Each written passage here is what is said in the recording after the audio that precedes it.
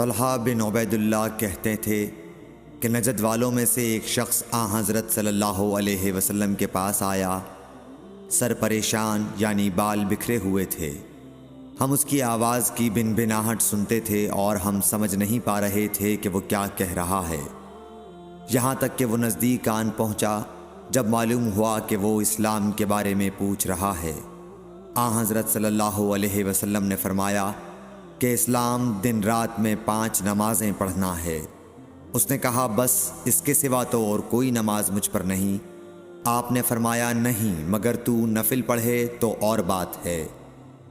حضرت صلی اللہ علیہ وسلم نے فرمایا اور رمضان کے روزے رکھنا۔ اس نے کہا اور تو کوئی روزہ مجھ پر نہیں ہے۔ آپ نے فرمایا نہیں مگر تو نفل روزے رکھے تو اور بات ہے۔ طلحہ نے کہا اور حضرت صلی اللہ علیہ وسلم نے اس زکوٰۃ کا بیان کیا۔ وہ کہنے لگا کہ بس اور کوئی صدقہ مجھ پر نہیں ہے۔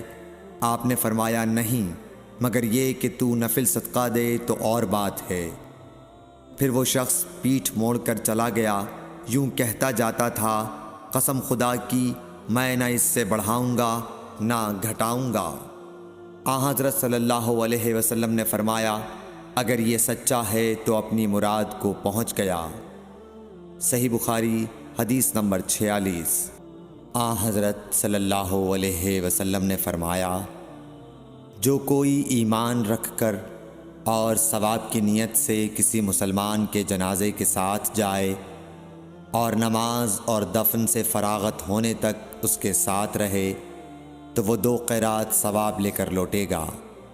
ہر قیرات اتنا بڑا ہوگا جیسے احد کا پہاڑ۔ اور جو شخص جنازے پر نماز پڑھ کر دفن سے پہلے لوٹ جائے تو وہ 1 قیرات ثواب لے کر لوٹے گا۔ صحیح بخاری حدیث نمبر 47۔ حضرت صلی اللہ علیہ وسلم نے فرمایا کہ مسلمان کو گالی دینے سے آدمی فاسق ہو جاتا ہے اور مسلمان سے لڑنا کفر ہے۔ صحیح بخاری حدیث نمبر 48۔ حضرت صلی اللہ علیہ وسلم اپنے حجرے سے نکلے، لوگوں کو شب قدر بتانا چاہتے تھے وہ کون سی رات ہے۔ اتنے میں 2 مسلمان آپس میں لڑ پڑے۔ آپ صلی اللہ علیہ وسلم نے فرمایا میں تو اس لیے باہر نکلا تھا کہ تم کو شب قدر بتلاؤں، اور فلاں فلاں آدمی لڑ پڑے تو وہ میرے دل سے اٹھا لی گئی، اور شاید اسی میں کچھ تمہاری بہتری ہو، تو اب ایسا کرو کہ شب قدر کو رمضان کی 27ویں، 29ویں اور 25ویں رات میں ڈھونڈا کرو۔ صحیح بخاری حدیث نمبر 49۔ ایک دن حضرت صلی اللہ علیہ وسلم لوگوں میں تشریف فرما تھے کہ آپ کے پاس ایک شخص آیا اور پوچھنے لگا کہ ایمان کسے کہتے ہیں۔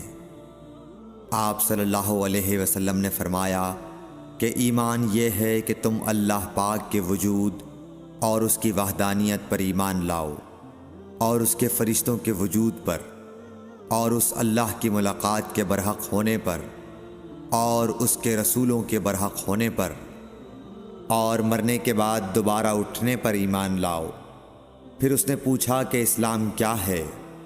آپ صلی اللہ علیہ وسلم نے پھر جواب دیا کہ اسلام یہ ہے کہ تم خالص اللہ کی عبادت کرو اور اس کے ساتھ کسی کو شریک نہ بناؤ، اور نماز قائم کرو، اور زکوٰۃ فرض ادا کرو، اور رمضان کے روزے رکھو۔ پھر اس نے احسان کے متعلق پوچھا۔ آپ صلی اللہ علیہ وسلم نے فرمایا احسان یہ ہے کہ تم اللہ کی عبادت اس طرح کرو گویا تم اسے دیکھ رہے ہو۔ اگر یہ درجہ نہ حاصل ہو تو پھر یہ تو سمجھو کہ وہ تم کو دیکھ رہا ہے۔ پھر اس نے پوچھا کہ قیامت کب آئے گی؟ آپ صلی اللہ علیہ وسلم نے فرمایا کہ اس کے بارے میں جواب دینے والا پوچھنے والے سے کچھ زیادہ نہیں جانتا، البتہ میں تمہیں اس کی نشانیاں بتلا سکتا ہوں۔ وہ یہ ہیں کہ جب لونڈی اپنے آقا کو جنے گی، اور جب سیاہ اونٹوں کے چرانے والے دیہاتی لوگ ترقی کرتے کرتے مکانات کی تعمیر میں ایک دوسرے سے بازی لے جانے کی کوشش کریں گے، یاد رکھو قیامت کا علم ان 5 چیزوں میں ہے جن کو اللہ کے سوا کوئی نہیں جانتا۔ پھر آپ صلی اللہ علیہ وسلم نے یہ آیت پڑھی کہ اللہ ہی کو قیامت کا علم ہے کہ وہ کب ہوگی۔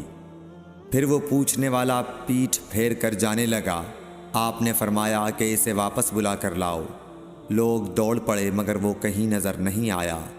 آپ صلی اللہ علیہ وسلم نے فرمایا کہ یہ جبرائیل علیہ السلام تھے جو لوگوں کو ان کا دین سکھانے آئے تھے۔ صحیح بخاری حدیث نمبر 50۔